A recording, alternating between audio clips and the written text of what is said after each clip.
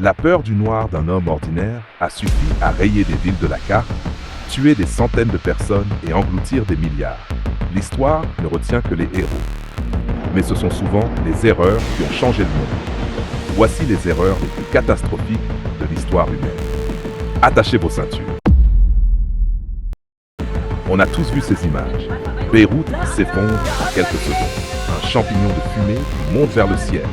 Des immeubles soufflés comme des châteaux de cartes. Derrière ce désastre, une réalité absurde. 2300 tonnes d'explosifs oubliés dans un entrepôt pendant 7 ans. 7 ans. Personne n'a rien dit. Personne n'a rien fait. Résultat, des centaines de morts, 15 milliards de dégâts, la moitié du PIB d'un pays entier réduit à néant. Tout ça à cause d'un homme qui n'a pas fait son travail. Mais croyez-le ou non, dans l'histoire, certaines erreurs ont coûté encore bien plus cher. Le lac Peigneur, un coin de paradis en Louisiane. Une eau tranquille, quelques pêcheurs, de magnifiques jardins tout autour. Un endroit où il ne se passait jamais rien, jusqu'au jour où tout disparut en moins de 24 heures. En 1980, la compagnie Texaco décide de forer au milieu du lac à la recherche de pétrole. Les débuts sont prometteurs, tout semble se dérouler sans accroc. Mais à 400 mètres de profondeur, la foreuse heurte quelque chose. On tente de remonter le trépan. Impossible, il est coincé.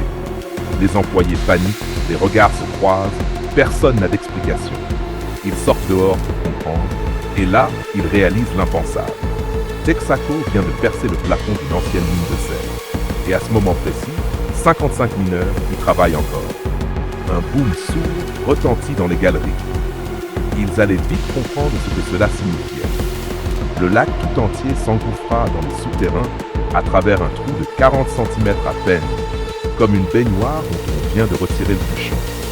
Un tourbillon monstrueux se forma en surface, avalant la foreuse, les bateaux et 26 hectares de terrain. Un geyser de 130 mètres jaillit de l'entrée de la mine. Les mineurs s'en sortirent vivants, mais le paysage, lui, n'exista plus jamais. Et la cause de tout ça? Pas une panne, pas un séisme, une simple erreur de calcul. L'ingénieur s'était trompé. Texaco dut verser plus de 50 millions de dollars en dédommagement. Deuxième histoire, homme qui avait peur du noir. Sergio Martinez est un homme banal. Pas de casier, pas de passé-trouve, juste quelqu'un qui a peur de l'obscurité. Une peur toute simple qui allait pourtant causer la mort de 15 personnes et la destruction de 2800 bâtiments. En 2003, il découvre la chasse et décide de partir en forêt, sans carte, sans boussole, sans la moindre expérience. Forcément, il se perd. La nuit tombe. La panique s'empare de lui. Il allume un feu à la va-vite pour ne pas rester dans le noir. Ce qui suivit fut l'un des incendies les plus dévastateurs de l'histoire américaine. 100 000 hectares carbonisés, 15 vies perdues, 1,3 milliard de dollars partis en fumée. Littéralement. Mais même ça, ce n'est pas le pire. Les architectes qui ont fait tomber leur propre bâtiment. En Chine, l'un d'eux eut une idée géniale. Creuser les caves et les garages après avoir déjà construit les immeubles au-dessus. Les bâtiments s'effondrèrent les uns après les autres, comme des dominos. 3 millions de dollars de dégâts et la prison à vie pour les deux responsables. À Londres, un designer décida qu'un grand immeuble en verre à façade concave serait magnifique. Ce qu'il oublia de calculer, c'est que le soleil s'y concentrerait comme dans une loupe géante. Résultat, un véritable rayon de la mort braqué sur les trottoirs, plus de 100 degrés au sol, des voitures qui fondaient sur leur place de parking. Il fallut dépenser 10 millions de dollars pour... Mais ce n'est pas tout. Le même homme recommença, dans un hôtel cette fois. Et devinez où pointait son rayon de la mort. Directement vers la piscine. Elle était si brûlante que s'y baigner garantissait un bronzage façon homard bouilli. Toujours à Londres, on inaugura le Millennium Bridge en grande pompe. Ça faisait plus de 60 ans qu'aucun pont n'avait été construit dans la capitale. Visiblement, ils avaient un peu perdu la main. Dès le premier jour, le pont se mit à onduler comme une balançoire. Le problème était aussi simple qu'imprévu. Les passants adoptaient tous instinctivement le même rythme de marche pour garder l'équilibre, créant des micro-vibrations qui s'amplifiaient jusqu'à transformer le pont en vagues géantes. 2 ans de travaux et 6 millions de dollars supplémentaires pour installer des amortisseurs, en plus des 20 millions déjà dépensés. Aux États-Unis, le pont de Tacoma connut un destin encore plus dramatique. Les images parlent d'elles-mêmes. Le pont ondule, se tord, se déchire sous l'effet du vent. Spoiler, il ne tint pas. L'ingénieur n'avait tout simplement jamais pensé à l'aérodynamisme. Ce qui était le 3e plus grand pont du monde se transforma en ruban géant avant de s'effondrer dans le fleuve. Coût de l'oubli, 120 millions de dollars. En 1628, le roi de Suède commanda la construction du Vasa, un navire de guerre titanesque censé incarner la gloire et la puissance du royaume. La construction fut chaotique, les problèmes s'accumulèrent, mais personne n'osa dire la vérité au roi. Il voulait son bateau, et vite. Le jour de l'inauguration, un vent modéré fit tanguer le navire. L'eau s'engouffra par les sabords. À moins de 100 mètres du rivage, le Vasa coula, emportant des dizaines d'hommes dans les profondeurs. Le navire avait coûté l'équivalent de 5% du PIB suédois, soit près de 27 milliards de dollars en valeur actuelle. On le renfloua en 1961, presque intact après plus de 3 siècles sous l'eau, et il trône aujourd'hui dans un musée à Stockholm, monument silencieux à la vanité humaine. La faute de frappe à 255 millions. En 2005, Takashi Kotegawa devint une légende sans quitter sa chambre. Ce matin-là, une banque d'investissement japonaise devait introduire une nouvelle société en bourse. Le plan était simple, vendre une seule action au prix de 610 000 yens. L'employé chargé de l'opération inversa les chiffres et vendit 610 000 actions à un yen pièce. L'affaire du siècle. Malgré toutes les tentatives pour annuler la transaction, rien n'y fit. La bourse japonaise chuta de près de 2%.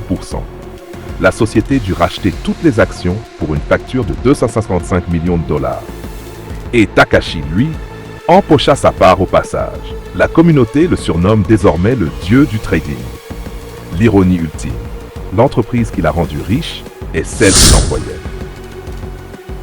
Le trait qui détruisit une fusée. Même les plus grands scientifiques ne sont pas à l'abri.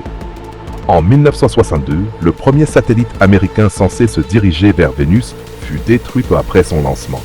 La cause, un seul trait oublié dans une formule, noyé dans des millions de lignes de code. Ce petit trait contrôlait la correction automatique de trajectoire en cas de turbulence. L'erreur reste enfouie dans les programmes de la NASA pendant des années sans que personne ne la remarque, simplement parce qu'elle n'avait jamais eu besoin d'être activée. Jusqu'au décollage de Mariner 1. La radio coupa brusquement. La fusée se retrouva livrée à elle-même, lança son programme anti-turbulence et sa trajectoire devint incontrôlable. Elle fonçait vers des zones habitées. On dut l'autodétruire en urgence. Une ligne de code manquante, 150 millions de dollars partis en fumée. Texas City, la ville qui disparut en 2 explosions.